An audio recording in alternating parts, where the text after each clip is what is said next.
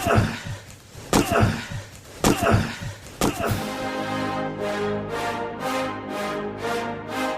rolls out to the right, pitches off to Taylor, and Taylor's to the 20, down to the 15, down to 10, 5, 4, 3, 2, 1. Touchdown, Billy Taylor! Touchdown, Billy Taylor! Billy Taylor scored a touchdown from 21 yards out. The crowd goes berserk. It was November 22nd, 1969. That they came to Barry, Michigan, all dressed in maize and blue. The words were said, the prayers were read, and everybody cried. But when they closed the coffin, there was someone else inside. Oh, they came to Barry, Michigan, but Michigan wasn't dead. And when the game was over, it was someone else instead. 11 Michigan Wolverines put on the gloves of gray, and as the organ played the victors, they laid Woody Hayes away. Under center is Wangler at the 45. He goes back. He's looking for a receiver. He throws downfield to Carter.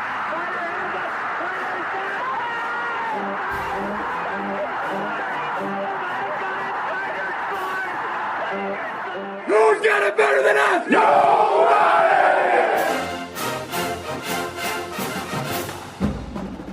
Welcome to the Michigan Man Podcast on Wolverine Sports Radio, a member of the V Sporto Network, and in partnership with SB Nation's Maize and Brew, for Wolverine fans from coast to coast.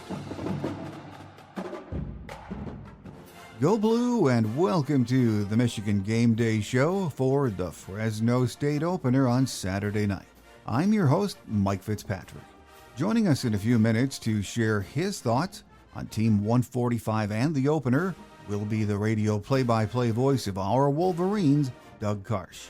I'm certain, just like me, you have heard enough previews and speculation about this year's team.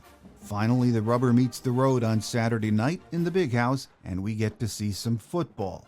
And it cannot get here soon enough. At his Monday presser this week, first-year Fresno State head coach Tim Skipper was asked if his team was prepared for the environment in the Big House. I love hostile environments, to be honest with you. I think that's the magic of college football. You get 110 in a stadium, and it's loud, it's rocking, you can't hear. You want it to be as hard as it could possibly be. That's just the way how I think about it. We did a lot of stuff with noise. We played crowd noise over the speakers and things like that, and with the coaches having to communicate with the players with the new technology that we have in the helmets and things like that. We definitely have a lot of tools we can use. We'll see exactly how loud it is and when it gets loud, and we'll go to the tools that we need, but we've definitely been practicing that. Coach was asked if being a double-digit underdog against Michigan will help his team play loose. I never think about losing. I think about it's 0-0 and we breathe the same air, so why not go out there and try to win? But college football is hard.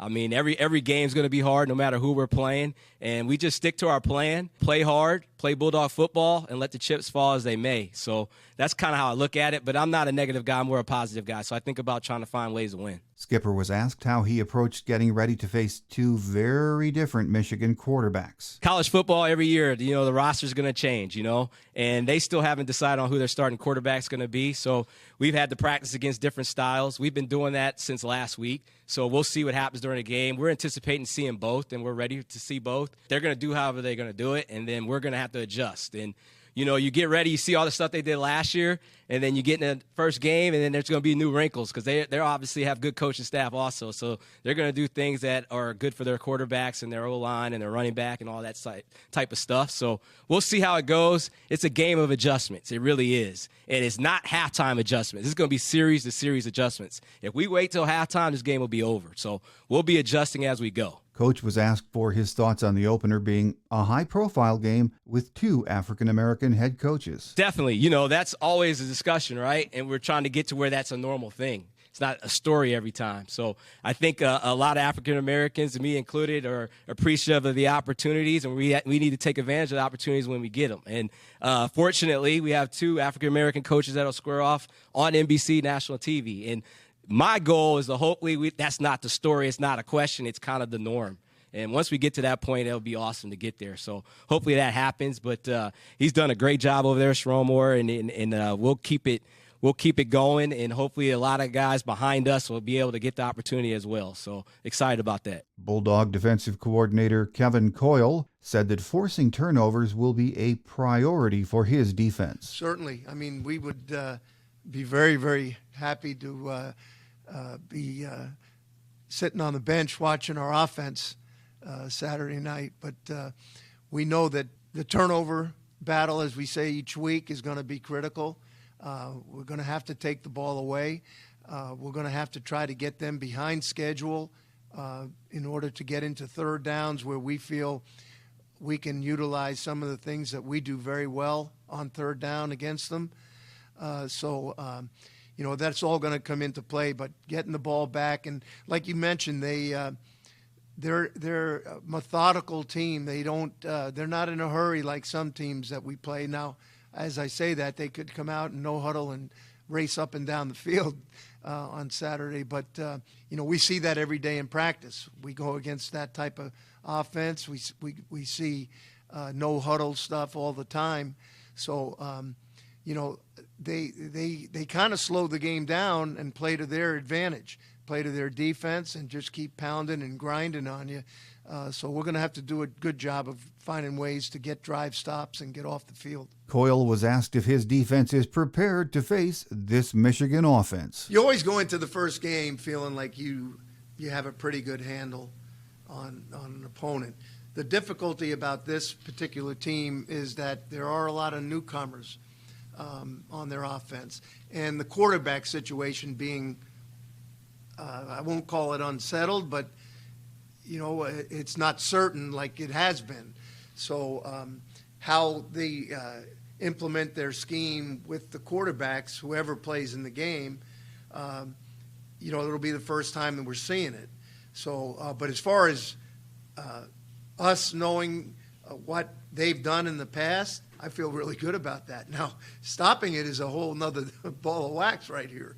But we're going to know if they stay true to form, we'll be able to anticipate some things. And the players will, because the players have extra time. We've gone through many teach sessions, even during training camp, where you don't necessarily tell them these are Michigan plays, but they are Michigan plays that you sprinkle in so that they see those and they get extra reps on them. But they're plays that everybody else runs too. You follow me? So we'll see. I feel good about it. My guest today says Michigan has plenty of talent, but there are still questions that need to be answered. Most importantly, who will be under center on Saturday and how they handle their opportunities. Up next is the radio play-by-play voice of our Wolverines, Doug Karsch. So stay with us.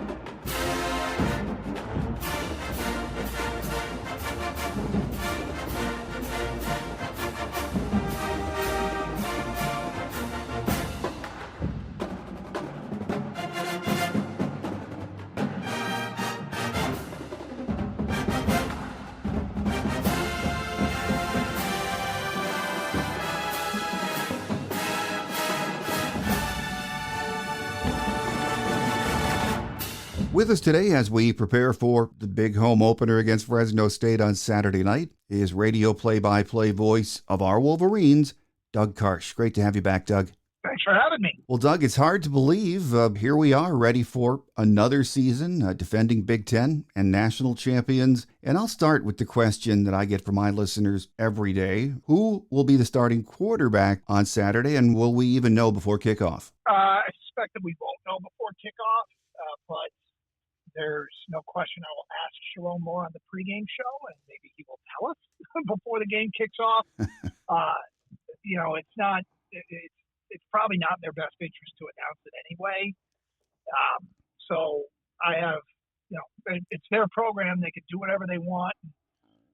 I would suspect that if the game goes well, if they are taking care of business, Fresno's, they're not a slouch. This is a team that could contend in the Mountain West with Boise.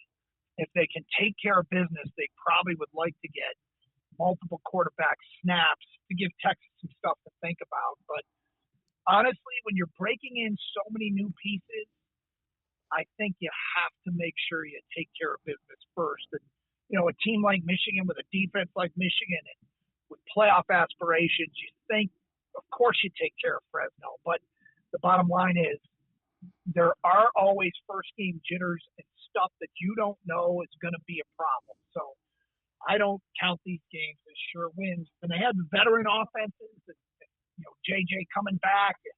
I thought the last 2 years we kind of knew what was going to happen in the opener. This time, I don't think you mess around at all. You start your best guy and make sure you get the win before you start another quarterback. And if that quarterback's struggling, you make a change. Absolutely. So we'll just have to wait and see what happens on Saturday night. A lot of stuff coming out of camp, as there is every year at this time, and there's been a lot of really high praise for the offensive line from inside camp, saying that it's going to be very good. It's going to be interesting, though, to see how far along these guys are come Saturday night, isn't it? There's no shortage of scrutiny on the offensive line in our broadcast because John Jansen pays close attention, but he has been to some practices, he has watched some film, and he has come away very encouraged with what he has seen from this offensive line. And I will tell you that Gio El-Hadi has been John's favorite for a couple of years now as far as the next wave of offensive linemen. He's played a lot.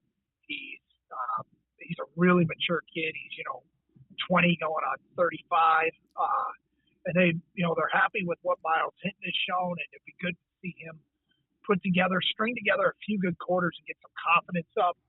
Josh Preeb was an All Big Ten performer last year at Northwestern, and then there's the battles at center and right tackle. But John seems to think that they're battles between good players, and it's who's going to just be better as opposed to trying to find a starting caliber guy. I think they have several options at both center and right tackle. Well, it's exciting to hear what John has to say, and of course the glowing words we're hearing from camp. But the fact of the matter is, as you said, there's a lot of new pieces, so it could take time, even though we don't have a lot of time, for this to mesh together.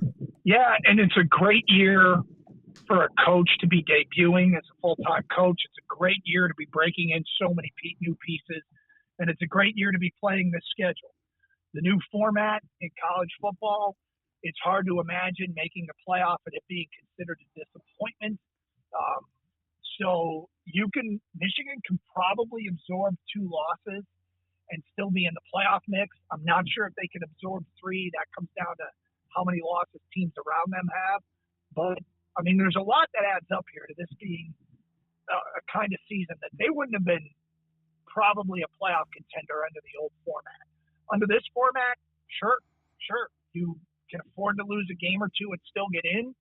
And, with so many new pieces, they're going to be growing pains. And, I think they could still be a playoff team. They're going to have to find a way to win one of those home games, probably 2 of the games against Oregon, USC, and Texas.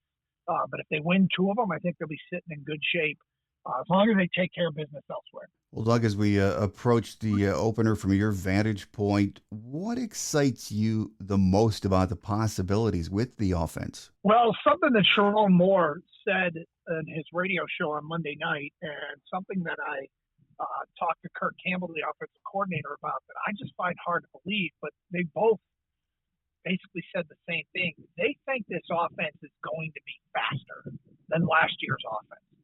Mind you, they lost Roman Wilson, who had great speed, Cornelius Johnson, they lost Blake Corum, but they think that they've got a faster option of running back in Donovan Edwards. They think Colston Loveland is faster than he was a year ago. They think Marlon Klein, the backup tight end, is freakishly fast. And then their wideouts, Samaj, Fred Moore in particular, got mentioned. So, look, last year's offense was obviously ran the table. They were perfect, and they have a lot of weapons and guys that are getting opportunities in the NFL. But probably that was the thing that caught me off guard the most that I didn't expect. Now, there's a difference between physically fast and playing fast, right? Right. You have to get comfortable.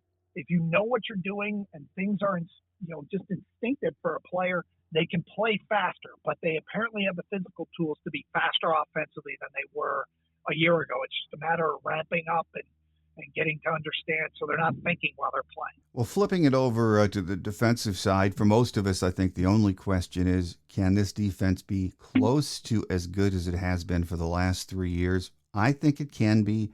What's your take? I think it'll be better than it's been. I think Jayshawn Barham in the middle is an absolute beast.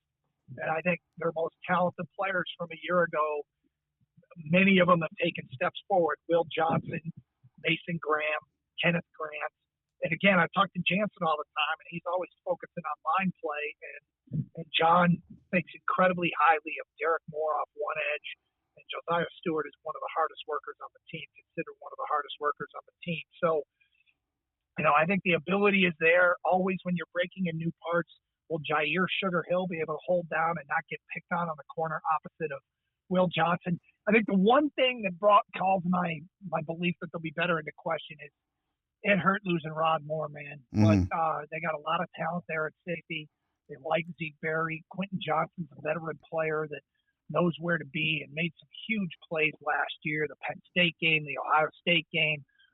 So, there's veterans and there's depth at every level. So I think that defense, is going to even be better. Well, I was watching Wink Martindale at his presser the other day, and he has that just a very confident kind of attitude. He really thinks his defense is going to be tenacious and fast and just awesome. But it's going to be interesting to see what he does over there as far as pushing the buttons, isn't it? Yeah. So a couple things about him. Mason Graham said earlier this week that when he wants to communicate a point, it is received.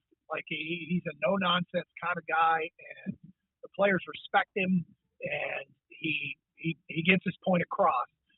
He also said something really interesting. He said a loud defense is a great defense, and he's referring to communication, but I also think the way that they play the game, when you hit people and the cracking of the pads, and remember, they call him the OG. He was the original designer of the defense that Mike McDonald had, and Jesse Minter had, and it was these are guys who tutored under him, brought that Ravens defense to Michigan, and it was his design. So not a whole lot different. It's just the guy that originally installed it is now the defensive coordinator in Michigan. He's got to get used to the college game, and he said as much.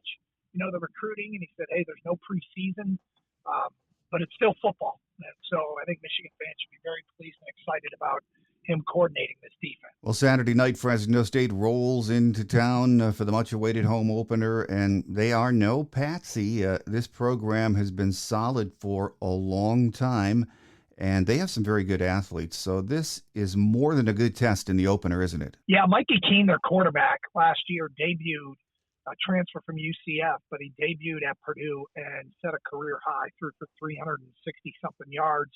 And they can sling it, and they got veteran wide receivers, and they got veteran running backs.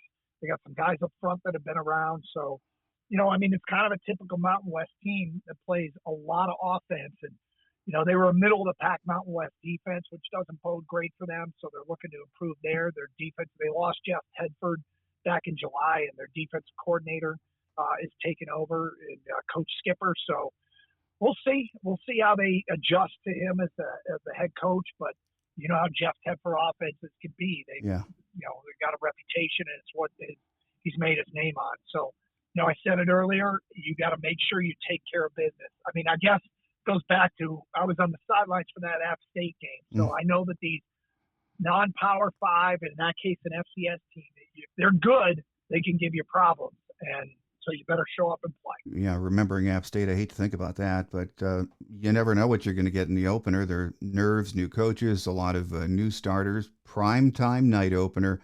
Still, this should give us a good idea where this team is right now, shouldn't it? Yeah, I mean, I think if it goes really well, it'll be a confident group going into Texas.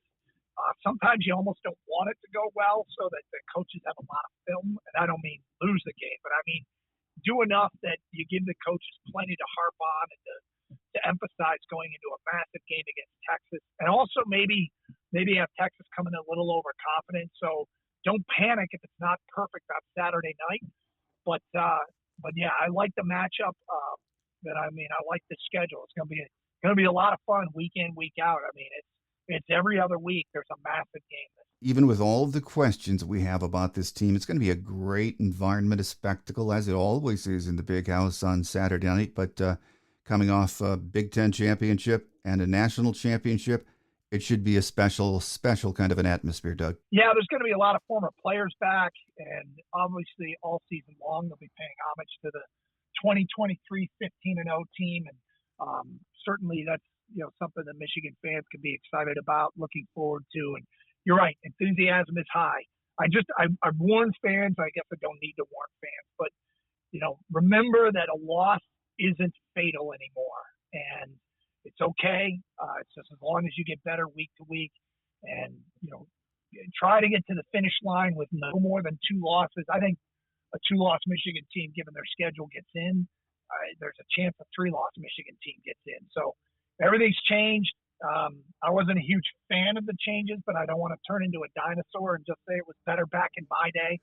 So I'm hoping that the new world order of college football is as fun as it was in the old world order, and I'm looking forward to it. Well, Doug, final question before we let you get away, and you've just sort of glossed over this a minute ago too, but if Michigan is able to get solid production from whoever the quarterback is this season, and that's what we're going to start seeing Saturday night, you noted it's a brutal schedule. We all know that.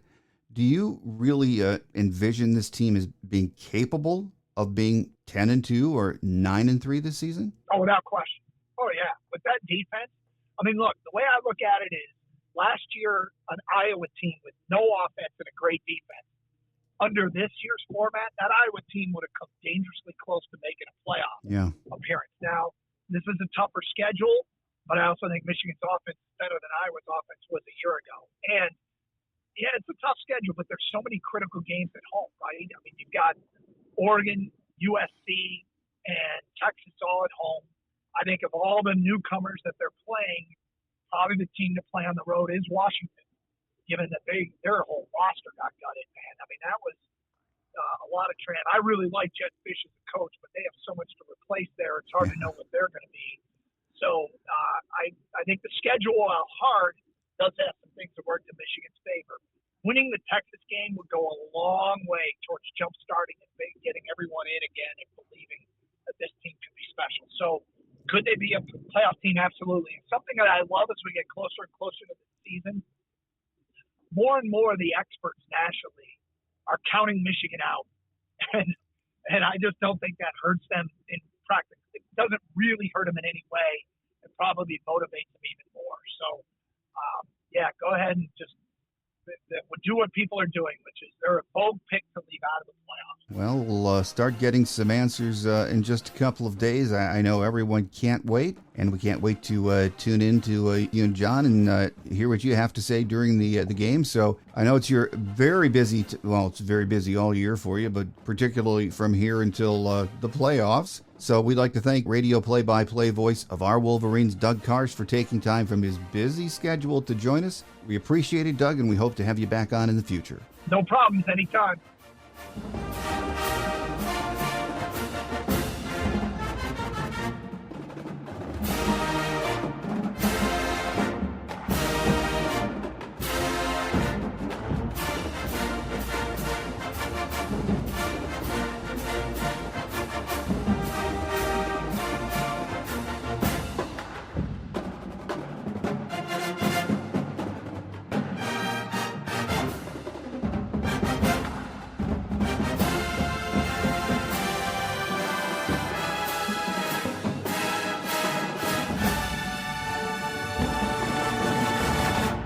On Quick Hits today, from what we know, the team is in good health heading into the opener. Mason Graham has been banged up in camp, but he says he's ready to go.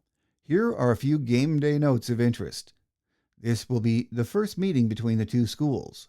Tim Skipper is in his first year as head coach.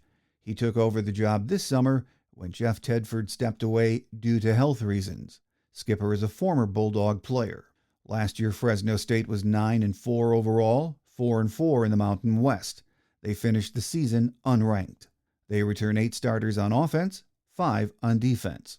They played in the New Mexico Bowl last year and beat New Mexico State 37-10.